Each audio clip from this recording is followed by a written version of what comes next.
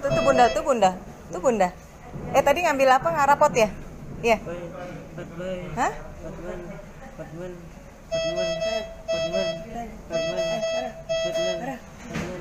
Padahal tuh bunda nak. Itu dipanggil bunda. Mbak. Ini mami. Hah? Hotman.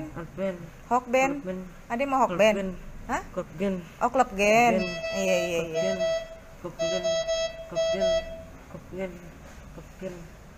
Dingin ya, adek dingin ya? Dingin. Kan nggak diperiksa ya kemarin kan? Kita nggak. Belum ngukur demam lah kemarin dong. Baru di sini ngukur demam. Aku nggak punya.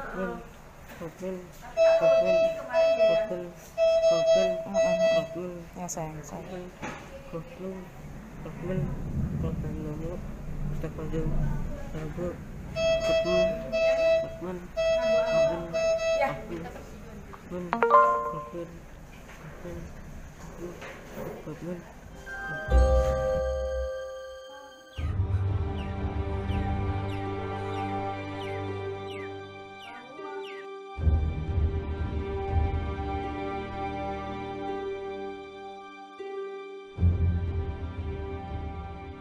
Saya kasih waktu itu gadget rusak ya, yang nggak nyala waktu itu.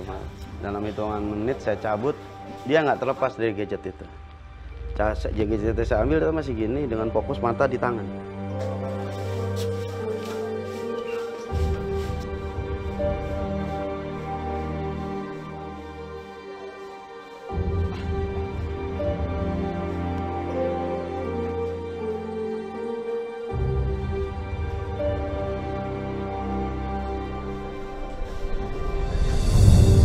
Umurnya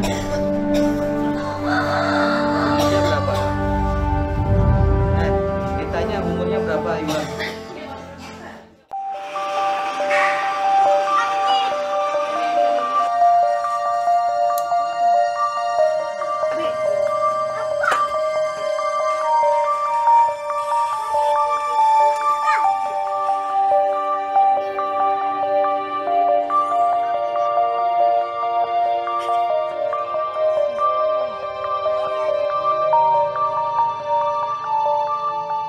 Jadi ada satu penelitian yang di penelitian neuro ya waktu itu yang meneliti tentang orang yang menggunakan gawai dalam intensitas dan frekuensi yang tinggi ini. Ini fokusnya nanti kepecah, konsentrasi berkurang dan lain-lain.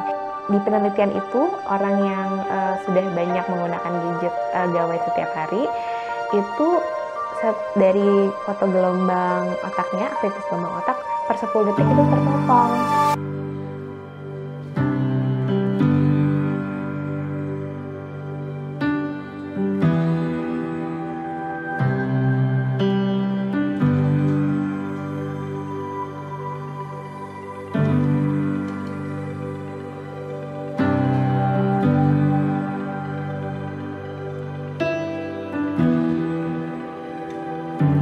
Memang dahulu tuh Iwan pernah bermain game katanya, saya sih nggak kurang jelas, tapi keluarganya menyatakan pernah.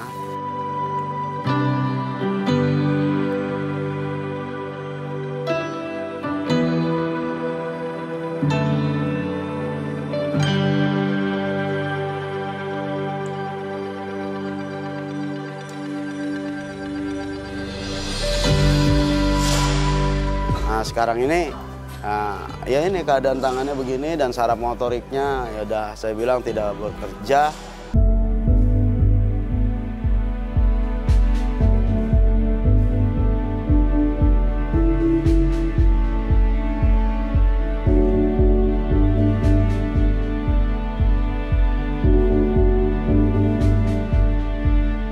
Pas waktu itu Awan saya kurang tahu, tapi informasi warga memang setelah SMP terus SMA tuh SMP dia pernah main games kata-kata keluarganya.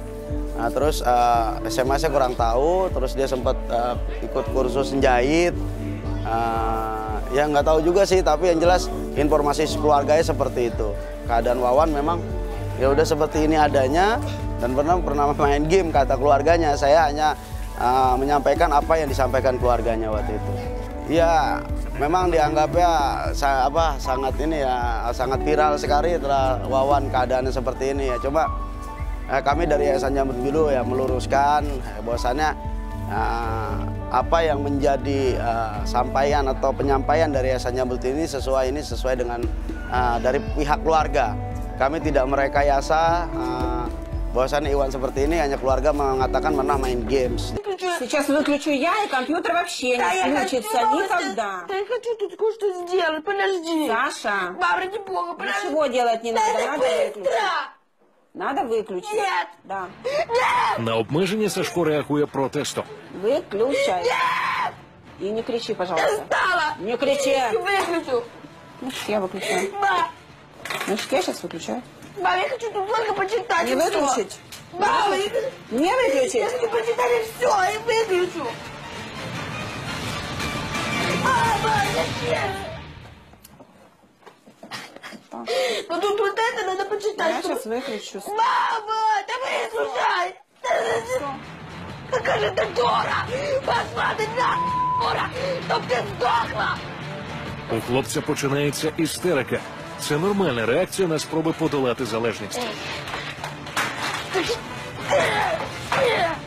Дурацкие ему правила! Мати не залишає спроб домовитися з сином. Віктором покладено край. Для хлопця це виявилося повною несподіванкою. Нет! Тише. Нет! Чего нет? Ты мне такой дурацкий интернет из имбирного ноль! Тебя не сайты! И все! Какие сайты туда интересуют? Скажи, пожалуйста. Google есть. И зачем надо было так делать? Чтобы ты научился контролировать себя, а не компьютер контролировал тебя. Вот зачем. Я буду устраивать себе сына. Мам, хотя бы... Все? Все? Приехали?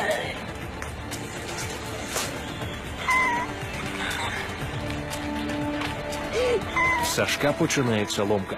Залишившись без комп'ютерних ігор, він вмовляє маму дозволити йому бодай телевізор. Пока у нас эту неделю компьютерного телека не будет.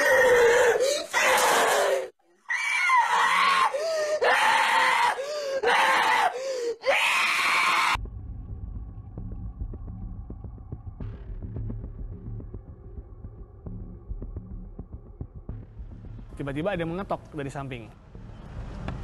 Buka! Buka! Ketok lagi dengan kasar, saya buka kaca saya. Nggak tahu dia nodongin pistol ke kepala saya, disuruh saya minggir. Apa itu? Bawa sini.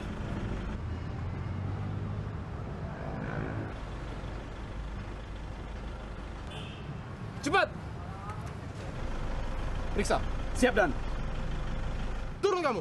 Turun.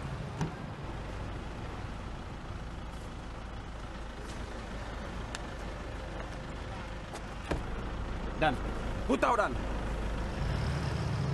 Kamu sudah lama jadi target kami. Saya masih pikiran saya waktu itu jujur aja masih bisa bebas. Tapi ternyata tidak bisa.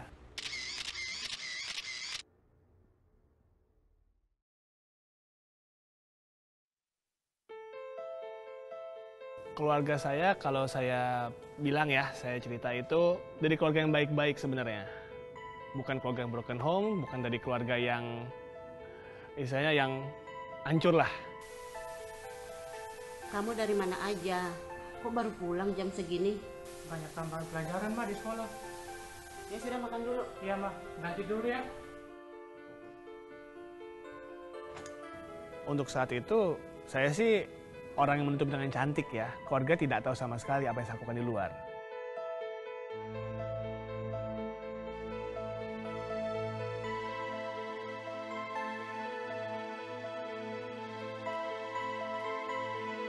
Dia tidak meraka-raka yang macam-macam.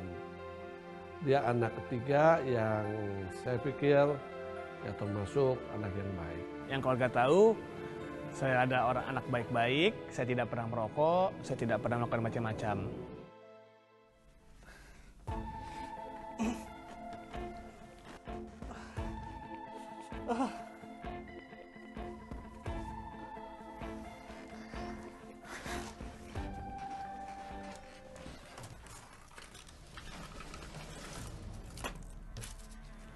Ya karena saya sudah kecanduan putau, jujur itu kebutuhan saya makin meningkat. Dari saya hanya pakai, istilahnya cuma dulu uang jajan saya cukup untuk beli putau, sampai saya lihat kok kebutuhan saya makin meningkat ya. Jadi dari awalnya misalnya saya cuma pakai 20.000 sehari, kok dari 50.000 jadi 100.000 per hari. Akhirnya saya mulailah pertama untuk menjual barang. Pertama saya jual seperti barang-barang punya saya, baju, PlayStation, jam, saya jual.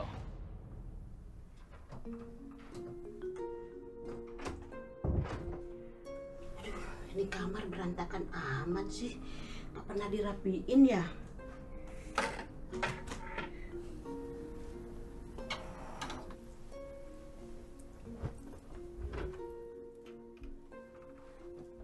Mama,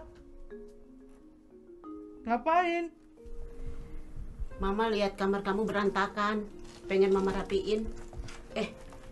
Ngomong-ngomong, PS yang dibeliin papa kamu kemana ya? Kok nggak ada di kamarmu? Kalau ditanya, ini mana nih barang ini PS? Nggak tahu. Karena mereka percaya saya orang baik-baik, maka mereka menuduh yang lain. Mungkin diambil pembantu saya, apa diambil sama siapa. Setiap hari saya mesti bangun pagi, mesti pakai putau.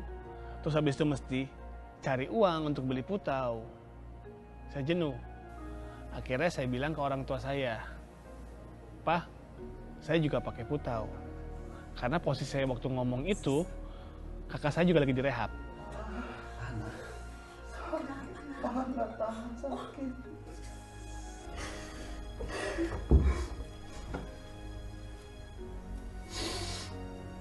Pak,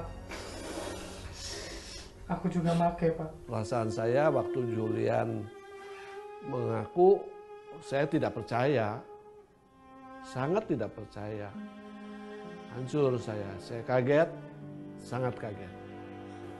Ya pertama saya ngomong, saya mengakui saya pemakai putau. Di otak saya tuh, orang tua saya tuh akan marah. Tapi ternyata yang mereka lakukan ya berbalik dengan apa yang saya pikirkan. Kita sembuhin bareng-bareng ya. Kita ke rehabilitasi. Malah dia peluk saya. Dia mengampuni saya malahan. Disuruh saya berobat. Karena dia butuh saya. Karena saya tahu bahwa dia itu terpengaruh. Dia sangat butuh orang tuanya. Lalu saya dimasukkan ke rehab saya yang pertama kali. Setelah dari rumah sakit itu saya keluar ya berubah sih, hanya untuk beberapa bulan saja.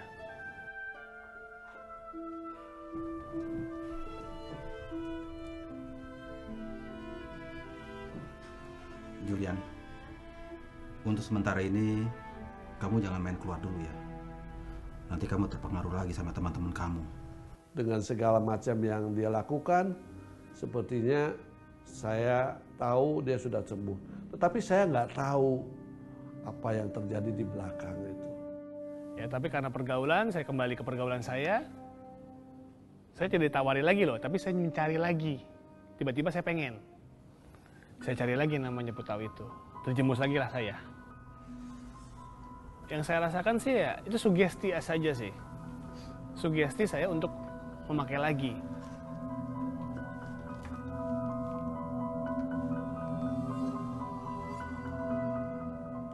Halo Ton, kamu di mana? Halo. Lah, kata lo, gue nggak boleh telepon lo lagi.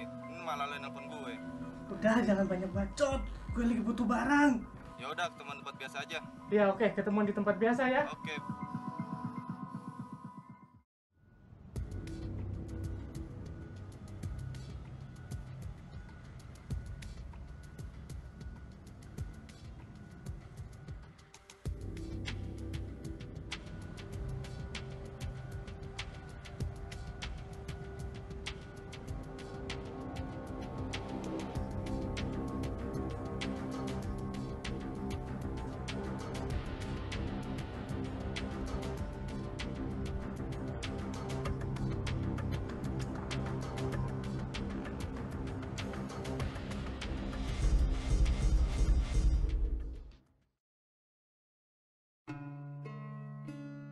Waktu saya telepon, bapak saya datang. Saya berangkat langsung ke kantor polisi dan melihat dia ditangkap. Julian, kamu yang sabar di sini ya. Papa sedang usahakan yang terbaik. Papa sudah hubungi rekan-rekan Papa supaya kamu cepat bebas dari sini. Dan saya masih percaya Papa saya pasti bebasin saya. Dia bilang Papa akan berusaha terbaik waktu itu. Berusaha dengan cara yang kita bisa lakukan. Di antaranya saya menghubungi pengacara, menghubungi teman, mencari tahu, dan memohon kepada pimpinan di situ untuk memberikan keringanan, bahkan dibebaskan. Namun tidak berhasil. Ya waktu itu karena barang bukti juga lumayan besar, saya tidak bisa bebas. Saya masih diproses sampai tahap pengadilan dan tahap selanjutnya.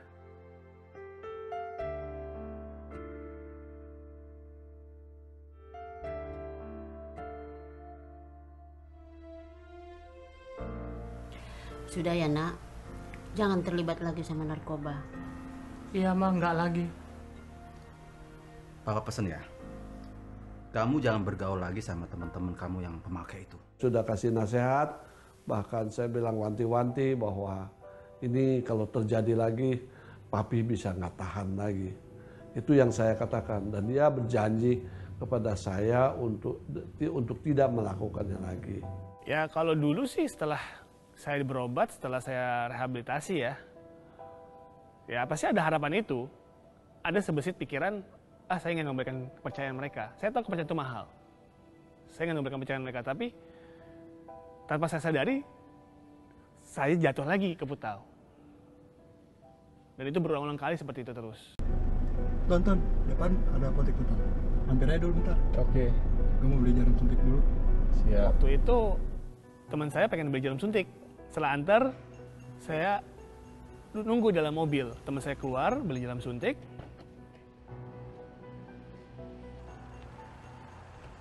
Tiba-tiba saya lihat ada orang merokok depan mobil saya. Dan saya ingat, orang yang ngerokok depan mobil saya itu ada polisi dulu yang pernah menangkap saya. Saya langsung bilang teman saya menyetir, tancap gas. Teman saya yang beli jarum suntik itu tertangkap. Tapi saya nggak berhasil ditangkap waktu itu.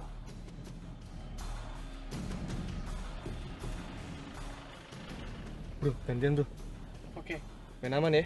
Yoi.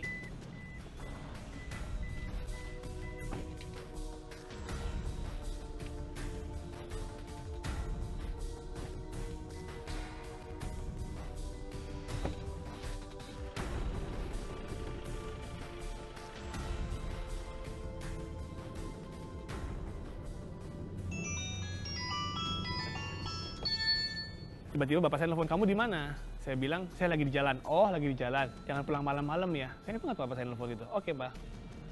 Tiba-tiba bapak saya telepon lagi. Dengan ada yang beda. Kamu di mana? Akhirnya saya kontak kembali. Saya jelaskan sama dia bahwa ada yang mencari. Saya masih bilang, oh lagi di jalan cari handphone waktu itu. Ngomong, jangan bohong. Semua polisi sudah ada di rumah. Saya langsung deg-degan. Terus saya mesti ngapain, Pak? Jangan pulang. Ya udah, aku di jalan aja.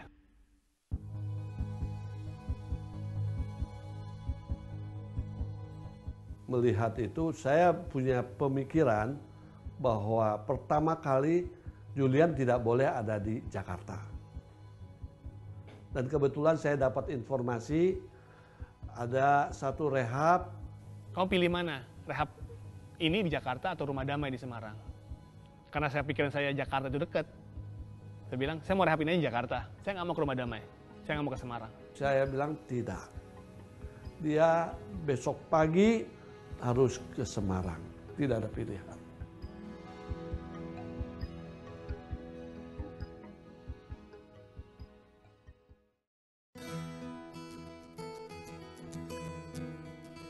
Pagi-pagi benerul, akhirnya saya ke Semarang. Saya bingung sih sebenarnya. Masuk ke daerah yang saya nggak pernah samperin. Apalagi saya dibawa ke Rumah Damai itu kan daerahnya hutan. Dari gunung-gunung. Saya bingung, saya mau dibawa kemana? Dalam kondisi sakau lagi. Aduh, badan sakit apa. Nggak tahu kenapa sampai di rumah damai itu sakaunya hilang, jadi saya nggak begitu merasa sakit. Apalagi diterima dengan kedua papi mami yang saya sebut ya, pengurus rumah damai itu papi mami Mulyadi, dengan tangan terbuka. Selamat datang di rumah damai. Kami adalah papi dan mami kamu dan semua saudara-saudara. Silakan. Selamat datang. Beliau adalah seorang figur, seorang bapak, pelayan. Dia memberikan anak-anak didiknya itu dengan hati. Saya ikut waktu itu ada rumah damai, ada namanya The School of Act ya, sekolah Alkitab. Saudara-saudara yang terkasih di dalam nama Tuhan. Kita ini ibarat sampah, sampah dalam masyarakat. Ada pembicara saya ingat yang ngomong, orang anggap kamu sampah sebenarnya, sampah masyarakat. Tapi sekarang kamu akan jadi pemulung sampah itu. Marilah saudara-saudara, kita buka Yosua 1 ayat 9. Firman Tuhan mengatakan, bukankah telah kuperintahkan kepadamu? Dia berbicara tentang Yosua, dan dia berbicara tentang janganlah takut, jangan kecut. Yosua 10:25, kuatkanlah teguhkan hatimu, jangan tawar hati, jangan takut terhadap musuhmu. Di situ langsung saya mendapat rema, saya nggak perlu takut dengan namanya musuh-musuh saya. Dalam arti ya narkoba itu ya, saya mesti stand firm, saya mesti berdiri, saya mesti hadapi itu semua. Sejak saat itu saya mendapat kayak macam kebangunan rohani saya sendiri. Saya berdiri, saya bilang ke Tuhan, oke Tuhan, saya akan hadapi ini, saya akan berdiri. Saya tuh orang yang jatuh bangun berkali-kali, tapi kok masih ya, dia masih mengangkat saya dari kotoran itu. Setiap pagi kami berlutut dan menyerahkan anak kami ke dalam tangan Tuhan. Karena Tuhan sendiri yang bisa mengubahkan dia, bukan kami. Sorry.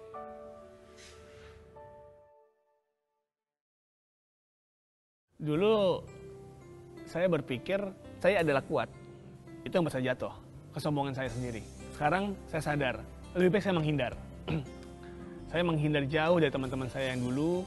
Saya menghindar jauh ke Semarang. Dan saya tidak mau sama sekali menyentuh barang itu lagi. Julian mau menatap masa depan bersama Tuhan Yesus. Dia yang pelihara Julian di sini. Oke, Pak.